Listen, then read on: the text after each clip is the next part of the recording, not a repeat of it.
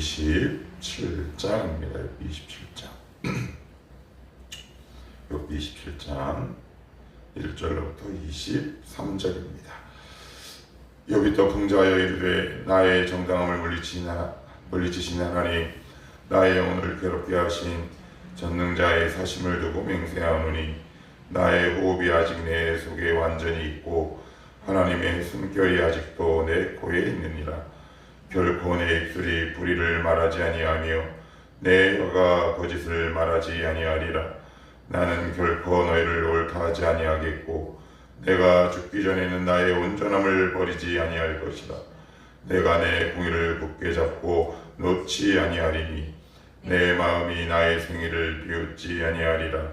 나의 원수는 악인같이 되고 일어나 나를 치는 자는 불의한 자같이 되기를 원하노라. 불경건한 자가 이익을 얻었으나 하나님이 그의 영혼을 거두실 때에는 무슨 희망이 있으랴. 환난이 그에게 닥칠 때 하나님이 어찌 그의 부르짖음을 들으시랴. 그가 어찌 전능자를 기뻐하겠느냐. 항상 하나님께 부르짖겠느냐.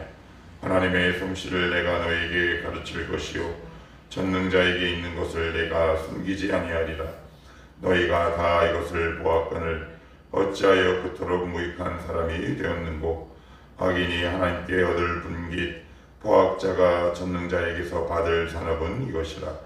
그의 자손은 번성하여도 칼을 위하며 그의 후손은 음식물로 배부르지 못할 것이며 그 남은 자들은 죽음의 병이 이룰 때에 묻히리니 그들의 과부들이 울지 못할 것이며 그가 비록 끈을 티끌같이 쌓고 의복을 진흙같이 준비할지라도 그가 준비한 것을 의인이 입을 것이요 그의 의는 죄 없는 자가 차지할 것이며 그가 지은 집은 좀의 집 같고 파수꾼의 초막 같을 것이며 부자로 누우려니와 다시는 그렇지 못할 것이요 눈을 뜬 즉 아무것도 없으리라.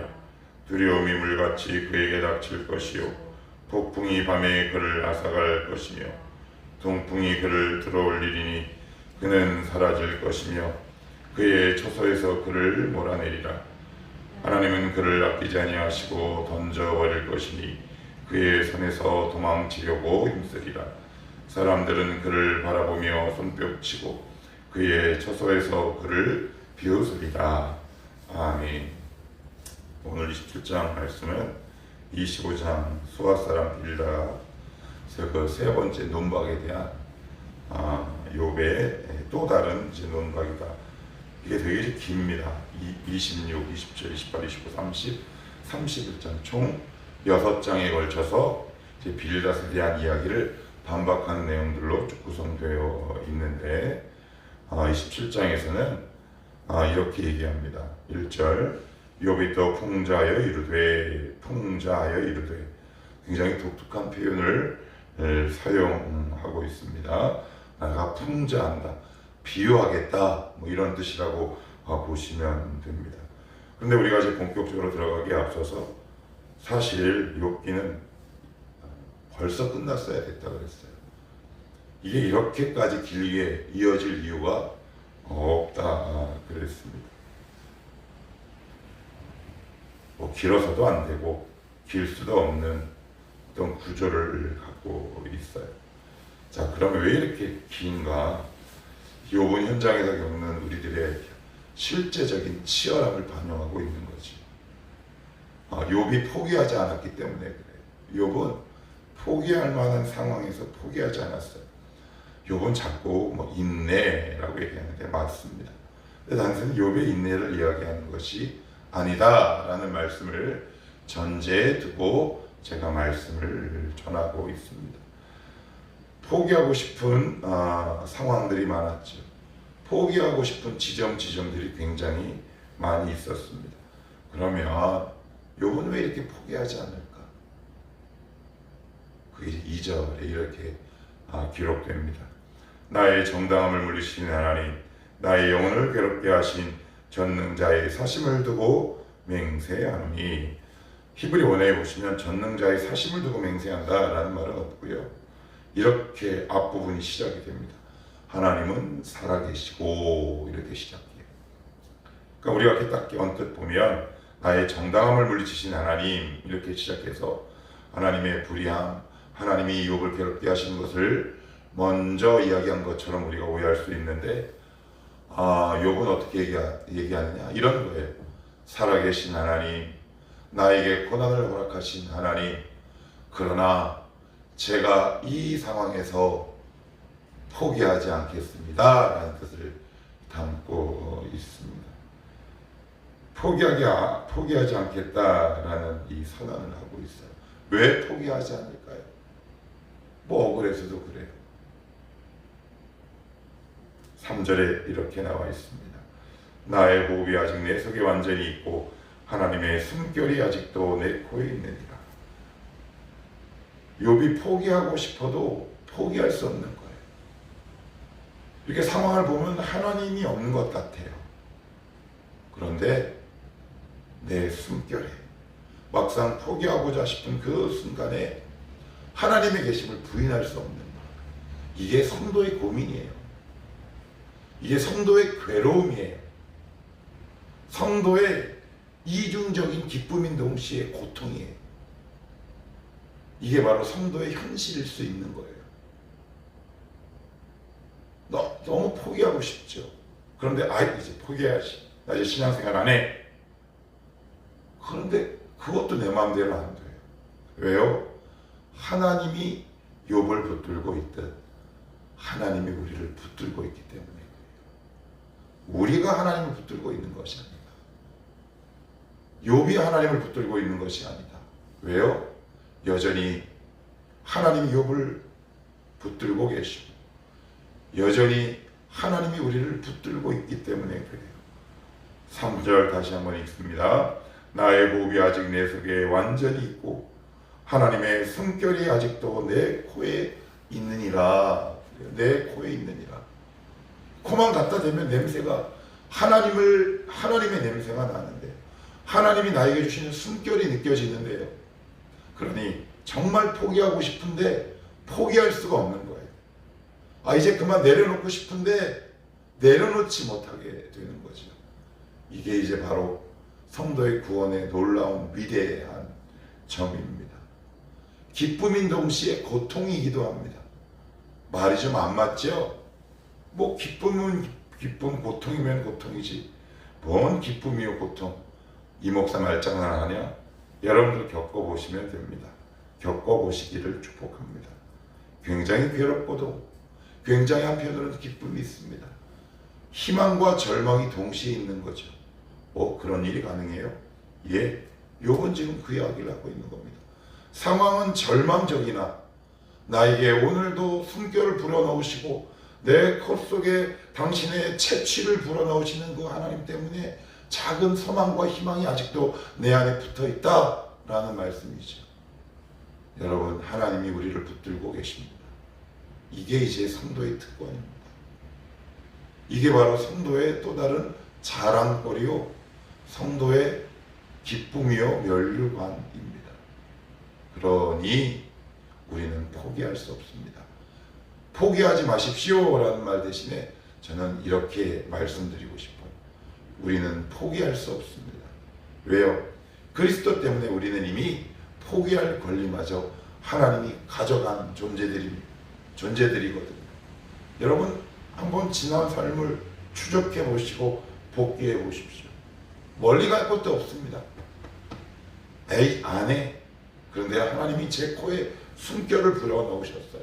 강제로 저에게 심폐소생을 하셨어요. 그리고 저는 포기하고 싶지만 하나님의 숨결이 저를 여기까지 끌고 오셨어요. 아니야, 난 여전히 너를 붙들고 있다. 난 여전히 너를 붙들고 있다. 이게 바로 복음의 놀라운 점 아닙니까? 상황은 절망적이지만 여전히 내 가장 지근거리와 내 숨결에, 내 코에 당신의 숨결을 불어넣는 이 하나님의 은혜 때문에 저와 여러분이 오늘도 이 자리에 올 수 있었다. 나의 이야기가 아니라 욥의 고백인 동시에 누구의 고백일 수밖에 없다? 성도들의 고백일 수밖에 없다. 하나님이 붙드시는 증거죠. 그래서 우리 가운데 이렇게 살면 안 되는구나. 그런데 그 결심대로 됩니까? 또 어느 시간 지점이 되면 또 무너져요. 이제 포기해야지. 그런데 하나님의 숨결이 우리 가운데 이렇게 주입이 되니까 예전에 내가 그렇게 반복하고 쓰러졌던 과거가 그 죄악의 흔적들이 여전히 있음에도 불구하고 다시 일어설 수 있는 소망이 생기는 그 단 하나의 근거, 그 이유 뭘까요? 우리 안에 계시는 하나님의 은혜 때문에 그렇지 않습니까? 그 은혜가 바로 예수 그리스도가 이루어 놓으신 은혜거든요. 십자가에서 우리의 좌절과 절망을 다 십자가에 못 박아 버리셨어요. 여러분은 절대 신앙 포기 못합니다. 여러분이 만약 정말 성령이 계시는 존재라면, 내가 정말 예수를 믿었다면 우리는 당신을 포기 못합니다. 이 당신, 우리 하나님을 절대 포기할 수 없는 놀라운 의무요 특권이 동시에 우리 가운데 있다. 그래서 과거에 그렇게 반복해서 쓰러져 왔음에도 불구하고 우리 가운데 일어나는 거룩함의 욕구들이 여전히 일어난다는 거죠. 그래, 내가 또 한 번 해봐야 되겠다. 또 한 번 해봐야 되겠다. 그런 마음들이 우리 가운데 생기는 겁니다. 욥의 상황이 얼마나 절망적입니까? 얼마나 낙심할 수밖에 없는 여건들입니까? 그러나 욥은 뭐라고? 하나님은 살아계시다. 살아계시긴 뭘 살아계셔? 살아계시면 욥을 싹 바꿔줘야지. 그런데 상황은 전혀 바뀌지 않죠. 여전히 당신의 주권과 은혜로 욥의 코에 숨결을 불어넣으시는 당신의 강권적인 은혜 때문에 욥은 하나님은 살아계십니다 라고 부르짖을 수밖에 없어요. 뭐라고요? 나의 정당함을 물리치신 하나님. 왜 이렇게 괴롭게 합니까? 여러분, 하나님께 이렇게 항의할 수 있는 근거는 뭔가요? 하나님이 살아계시기 때문에 그렇죠. 하나님이 살아계시지 않다라고 믿으면 떠나버립니다. 벌써 교회 떠나버립니다. 그런데 우리 가운데 이게 있단 말이죠. 이게 이제 신앙의 신비입니다. 이게 신앙의 신비예요. 이게 정말 믿음의 신비이기도 합니다. 자, 그리고 나서는 4절, 결코 내 입술이 불의를 말하지 아니하며 내 혀가 거짓을 말하지 아니하리라. 나는 결코 너희를 옳다 하지 아니하겠고 내가 죽기 전에는 나의 온전함을 버리지 아니할 것이다. 내가 내 공의를 굳게 잡고 놓지 아니하리니 내 마음이 나의 생애를 비웃지 아니하리라. 이게 무슨 얘기일까요? 내가 너희들이 아무리 그렇게 나한테 판단하고 저주하고 정죄한다고 한들 나의 무죄를 나는 절대 포기하지 않겠다라는 말입니다. 무슨 말일까요? 여기서 특별히 7절에 보시면 이런 표현이 나옵니다. 나의 원수랍니다. 물론 이제 1차적으로는 친구들을 얘기합니다. 친구들, 문맥상. 여러분, 우리의 원수가 누굽니까? 오늘 이 본문을 통해서 욥의 하소연 속에서 우리는 무엇을 발견할 수 있겠습니까? 사단은 지금도 우리를 유죄를 선고하죠. 너 이거 죄졌지. 우리를 사방으로 우겨싸움을 하면서 우리를 공격합니다. 우리의 영혼과 정서에 마음에 정죄감을 심어줍니다. 너 죄 있잖아. 죄 있잖아. 그 상황 속에서도 우리가 영원히 나의 무죄임을 입증할 수 있는 단 하나의 근거가 뭘까요? 그게 바로 예수 그리스도 아닌가요? 우리는 욥과 같은 이런 의로움이 없어요. 근데 우리에게 있는 의로움은 단 하나. 여러분의 의로움을 무엇으로 입증하시겠습니까? 어떤 것으로 증명하시겠습니까? 여러분이 지나온 약간의 거룩한 삶, 그것이 우리의 무죄의 증거가 될 수 있겠습니까? 우리 무죄의 증거, 내가 죄 있음에도 불구하고 없다고 사단을 향해 담대하게 선포할 수 있는 유일한 근거, 나는 너희들의 정죄에 절대 굴복하지 않겠다 라고 하는 우리들의 현실, 무엇을 얘기하는 겁니까?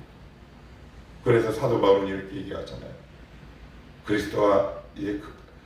그리스도 예수 안에 있는 자에게는 결코 정죄함이 없나니. 이게 사도 바울의 놀라운 선포 아닌가요? 욥이 단순히 인내의 책이 아니라고 제가 서두에 말씀드렸습니다. 참아라! 여러분, 참아라라는 이야기는 얼마든지 다른 종교에서 할 수 있습니다. 욥은 그것을 훨씬 뛰어넘는 믿음의 신비의 세계를 이야기하고 있다. 말씀을 정리하겠습니다. 친구들을 책망합니다. 나의 대적들 이야기합니다. 이 상황 속에서 포기할 수밖에 없는 상황이고 포기할 수밖에 없는 아픔이 있지요. 더 이상 신앙생활하고 싶지 않은, 환멸까지는 좀 오반가요? 지침이 있을 수 있습니다. 아, 이제 그만하고 싶다. 이것조차 하나님을 인식한다는 증거이기도 합니다. 우리는 포기할 수 있는 권리마저 십자가에 우리 주님이 못 박은 특권받은 사람들입니다. 포기하지 마십시오 라는 말보다 포기할 수 없습니다 라는 말씀을 드리고 싶습니다. 하나님은 살아계시다 라고 시작하며 오늘 욥은 끝까지 자기의 숨결 가운데에서 은혜를 보시는 하나님을 인식합니다. 혹시 여러분들 지금 이런 상황이 있습니까? 어떤 것이어도 관계없습니다. 이어지는 고난 속에서 이미 사그라버린 나의 소망 괜찮습니다. 반복되는 죄악과 내 뜻대로 끊어지지 않는 습관적인 죄 때문에 괴로우십니까? 거기서 사단의 날카로운 정죄가 이어집니까? 아, 이제 포기하고 싶다. 그런 생각 들 때 하나님은 포기하지 않게 하십니다. 이것이 바로 복음의 특권이요, 복음의 놀라운 능력이다. 우리의 무죄를 누구를 통해 입증하고 증거할 수 있겠습니까? 오직 우리의 포기라는 가장 깊은 지옥의 저주와도 같은 이 포기라는 단어마저 십자가에 땅땅 못 박은 그 그리스도의 사랑이 오늘도 우리를 강권하고 있는 거지. 그걸 바로 욥은 고백하고 있는 겁니다. 오늘도 이 사랑을 우리가 경험했으면 좋겠습니다. 이제 포기하고 싶은 그 순간, 그 찰나에 다시 복음의 광채가 우리 마음 가운데 들어와 다시 신앙의 그 긴 여행을 새롭게 출발할 수 있는 저와 여러분이 되시기를 살아계신 주 예수 그리스도의 이름으로 축복합니다.